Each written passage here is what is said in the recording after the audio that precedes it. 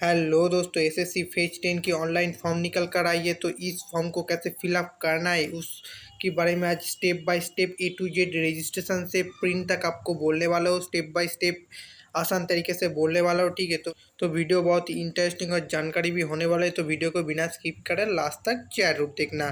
तो जहाँ पर आपको इस नोटिफिकेशन पर 10, 12 और डिग्री पास कोई भी एक होने से आप अप्लाई कर सकती हो। ऑल इंडिया नोटिफिकेशन है और यहाँ पर 2065 पोस्ट आपको यहाँ पर देखने को मिल जाएगा। तो बगैर किसी टाइम वेस्ट करे तो चलिए अप्लाई प्रोसेस को स्टार्ट करते हैं। तो चलिए शुरू करते हैं।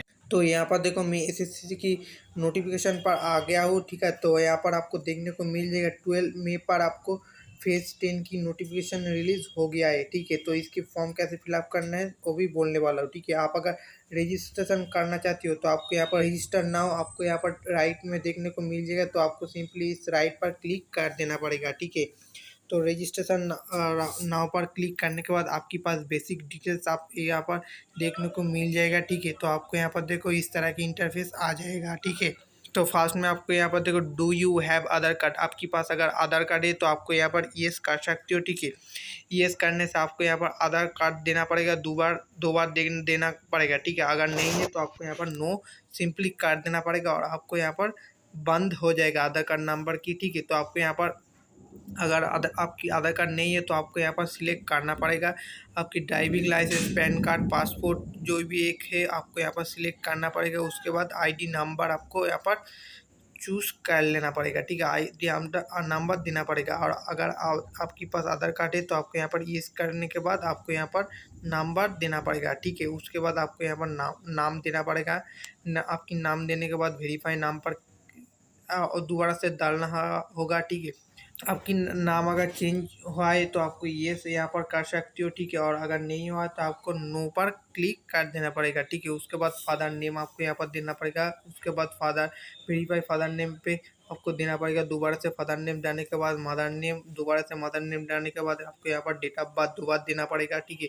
उसके बाद आपको मैट्रिकुलेशन 10th क्लास की एग्जामिनेशन डिटेल्स आपको देना पड़ेगा, ठीक है। आपको यहाँ पर देखो एग्जामिनेशन बोर्ड आपको यहाँ पर सिलेक्ट करना पड़ेगा। आप कौन सी बोर्ड में आप सेकेंडरी एजुकेशन पास करा हो तो आपको यहाँ पर देना पड़ेगा, वेरीफाई करना पड़ेगा। उसके बाद आपके यहाँ पर रोल नंबर देना, मैट्रिकुलेशन की रोल नंबर देना पड़ेगा, वेरीफाई रोल नंबर पे दोबारा से देने के बाद आपकी मैट्रिकुलेशन ईयर ऑफ पासिंग आपको यहाँ पर देना पड़ेगा, ठीक है। ईयर ऑफ पासिंग देने के बाद आपको वेरीफाई करना पड़ेगा। उसके बाद जेंडर मेल फीमेल आपको यहाँ पर दे सकते हो, ठीक है। उसके बाद वेरीफाई जेंडर पर देना पड़ेगा मेल फीमेल, ठीक है। और यहाँ पर आपको लेवल ऑफ क्वालिफिकेशन आपको यहाँ पर देना पड़ेगा। 10th पास, 12 पास, डिप्लोमा, ग्रेजुएशन आपको यहाँ पर देना पड़ेगा, ठीक है। मोबाइल नंबर देने के बाद वेरीफाई मोबाइल नंबर देना पड़ेगा, ठीक है। और ईमेल आईडी दो बार से देने के बाद आपकी स्टेट आपको यहाँ पर बताना पड़ेगा, ठीक है। आप कौन सी स्टेट पर देने के बाद आपको यहाँ पर सेव पर सिंपली क्लिक कर देना पड़ेगा।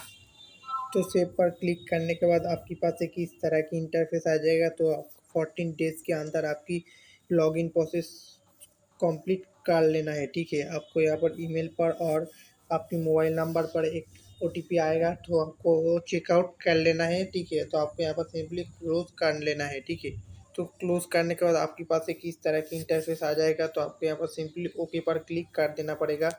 तो उसके बाद आपको यहाँ पर यूज़र नेम और रजिस्ट्रेशन नंबर देना पड़ेगा। उसके बाद पासवर्ड देना पड़ेगा जो आपकी मेल पर आ जाएगा, ठीक है। उसके बाद कैप्चर भरने के बाद लॉगिन पर सिंपली क्लिक कर देना पड़ेगा।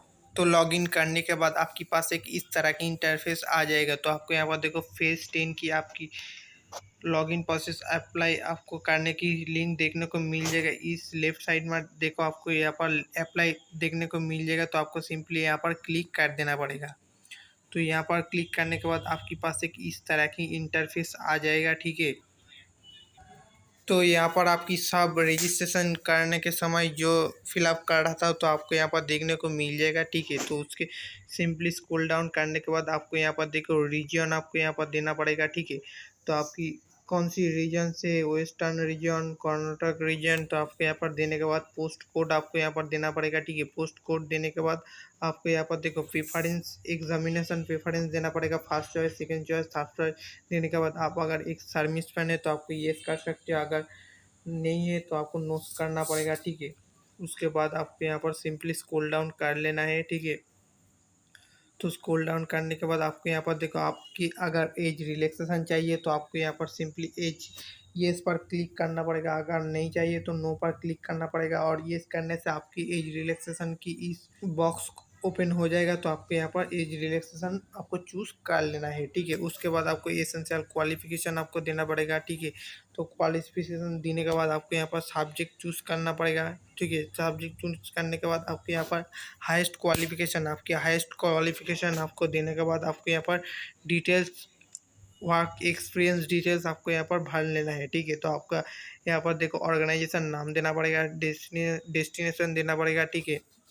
नेचर ऑफ ड्यूटीज़ देना पड़ेगा, पीरियड ऑफ सर्विस आपको देना पड़ेगा, ठीक है। और यहाँ पर पीरियड ऑफ का कितने दिन तक आप इस सर्विस को करा है, तो आपको यहाँ पर देने के बाद आप आपके पास अगर और भी एक्सपीरियंस है तो आपको यहाँ पर प्लस पर आइकॉन पर क्लिक करने के बाद आपको दोबारा से भरना है, ठीक है। उसके बाद आपको सिंपली स्क्रॉल डाउन कर लेना है। स्क्रॉल डाउन करने के बाद आपको यहाँ पर देखो सिग्नेचर और फोटोग्राफ की आपकी चूज फाइल से आपको अपलोड कर लेना है। को लेफ्ट में आपको 50 KB से 20 KB के अंदर आपकी फ़ोटोग्राफ्स चूज़ फाइल से कर लेना है, ठीक है, जेपीजी फॉर्मेट में। और यहाँ पर 10 KB से 20 KB से जेपीजी फॉर्मेट में चूज़ फाइल से कर लेना है। उसके बाद आपको यहाँ पर देखो 11/2/2022 की बाद आपकी फ़ोटोग्राफ होना चाहिए, तो आपको यहाँ पर से येस पर क्लिक करना पड़ेगा सभी को, ठीक है। उसके बाद आपको यहाँ पर डिक्लेरेशन पढ़ना पड़ेगा। उसके बाद आई एग्री पर सिंपली क्लिक करने के बाद आपको यहाँ पर कैप्चा भरने के बाद प्रीव्यू पर क्लिक कर लेना है, ठीक है। तो प्रीव्यू पर क्लिक करने के बाद आपको सब चेकआउट कर लेना है, ठीक है। उसके बाद आपको सेव पर सिंपली क्लिक कर देना पड़ेगा, ठीक है। तो प्रीव्यू और सेव करने के बाद आपके पास एक इस तरह की इंटरफेस आ जाएगा। तो आपको यहाँ पर पेमेंट पर क्लिक करना है, ठीक है। तो यहाँ पर देखो राइट पर आपकी यहाँ पर पेमेंट देखने को मिल जाएगा। तो आपको सिंपली इस पेमेंट पर क्लिक करने से आप पेमेंट कर सकती हो, ठीक है। तो पेमेंट पर क्लिक करने के बाद आपके पास एक इस तरह की इंटरफेस आ जाएगा। तो पेमेंट स्क्रीन पर आपको ऑनलाइन और ऑफलाइन दोनों से आप पेमेंट कर सकती हो, ठीक है। और यहाँ पर अमाउंट आपको 100 रुपी आपको सबमिट करना पड़ेगा, ठीक है। पेमेंट स्क्रीन से आपको ऑनलाइन और ऑफलाइन दोनों से आप पेमेंट कर सकते हो। तो आपको यहाँ पर ऑनलाइन चूज़ करने के बाद सबमिट पर क्लिक कर देना पड़ेगा सिंपली। तो ऑनलाइन पर क्लिक करने के बाद सबमिट पर क्लिक करने के बाद आपके पास एक इस तरह की इंटरफेस आ जाएगा, ठीक है। तो आपको यहाँ पर नेट बैंकिंग, कार्ड पेमेंट, ठीक है, यूपीआई पेमेंट आपको यहाँ पर देखने को मिल जाएगा। आपकी सुविधा के लिए आप जहाँ से आप पेमेंट करना चाहती हो तो आपको यहाँ पर सिंपली कर देना पड़ेगा, ठीक है। आप अगर बैंकिंग में पेमेंट करना चाहती हो तो बैंकिंग कर सकती हो, ठीक है। यूपीआई यहाँ पर स्टेट बैंक से कर सकती हो तो कर सकती हो, ठीक है। यहाँ पर आपको चूज़ कर लेना पड़ेगा, ठीक है। तो पेमेंट करने के बाद आपको यहाँ पर देखो लेफ्ट में अप्लाई की राइट साइड में प्रिंट आपको एक ऑप्शन मिल जाता है, ठीक है। तो आपके उस नोटिफिकेशन को आपको यहाँ पर उस पेमेंट प्रोसेस को आप प्रिंट कर लेना है फ्यूचर यूज़ के लिए, ठीक है। बाय स्टेप कर लेना है अप्लाई के बाद प्रिंट, ठीक है। तो दोस्तों आज यही था हमारी वीडियो एसएससी फेज 10 के ऑनलाइन फॉर्म कैसे फिलअप करना है स्टेप बाय स्टेप प्रोसेस के बारे में। तो दोस्तों वीडियो का अगर थोड़ा सा भी अच्छा लगे तो लाइक करके चैनल को सब्सक्राइब करके पास वाली बेल आइकन को ऑल कर देना, क्योंकि इसी तरह में यूनिक से यूनिक जॉब की नोटिफिकेशन और कैसे अप्लाई भी करना है उस यूनिक जॉब की नोटिफिकेशन सब में इस चैनल पर डेली से डेली आपके पास शेयर करते हो। तो दोस्तों फिर मिलेंगे एक नई वीडियो के साथ, तब तक के लिए जय हिंद, जय भारत।